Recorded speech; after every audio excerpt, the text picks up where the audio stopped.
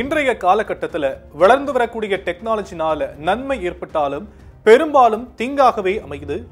அந்த வகையில் artificial intelligence technology வந்த பிறகு பல துறைகளில் பணியாற்றக்கூடிய ஆயிரக்கணக்கான ஊழியர்களை அந்தந்த நிறுவனங்கள் பணி நீக்கம் செய்வது தொடர்கதையாகி வருது. அது பற்றி விரிவாக பார்க்கலாம். ஐடி துறையில புதிய வேலை வாய்ப்புகள் ஏதும் அதிக அளவுல நிரப்பப்பட வாய்ப்பில்லைன்னு சொல்லப்படுது.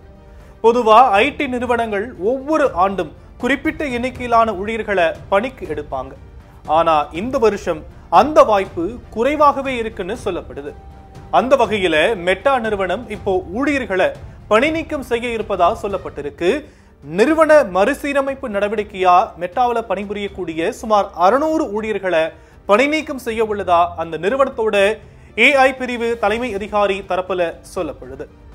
மெட்டா நிறுவனத்தோட இந்த அறிவிப்பால ஆர்டிபிஷியல் இன்டெலிஜென்ஸ் உள்கட்டமைப்பு அண்ட் ஆராய்ச்சி பிரிவு பிற தயாரிப்பு தொடர்பான பதவிகளில் இருக்கக்கூடிய ஊழியர்கள் பாதிக்கப்பட வாய்ப்பிருப்பதாகவும் இந்த ஆண்டு தொடக்கத்துல AI பிரிவுல புதிதா சிலரை பணிக்கு அமர்த்தி ஏற்கனவே வருஷ கணக்கில் வேலை செஞ்சு வந்தவர்களை பணி நீக்கம் செய்ய உள்ளதும் குறிப்பிடத்தக்கது.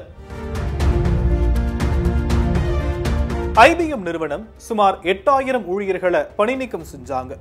மைக்ரோசாஃப்ட் நிறுவனம் 6000 ஊழியர்களை பணி நீக்கம் செஞ்சாங்க.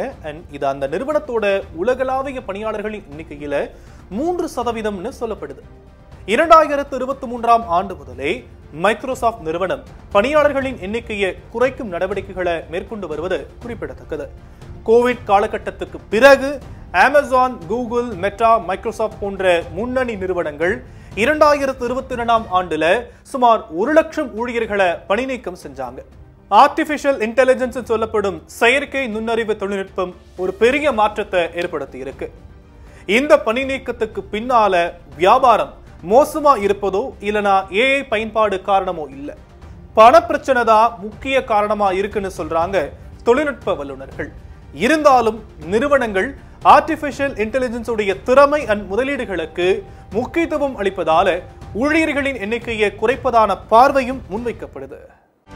செய்திகளை உடனுக்குடனும் துல்லியமாகவும் தெரிந்து கொள்ள சப்ஸ்கிரைப் பண்ணுங்க.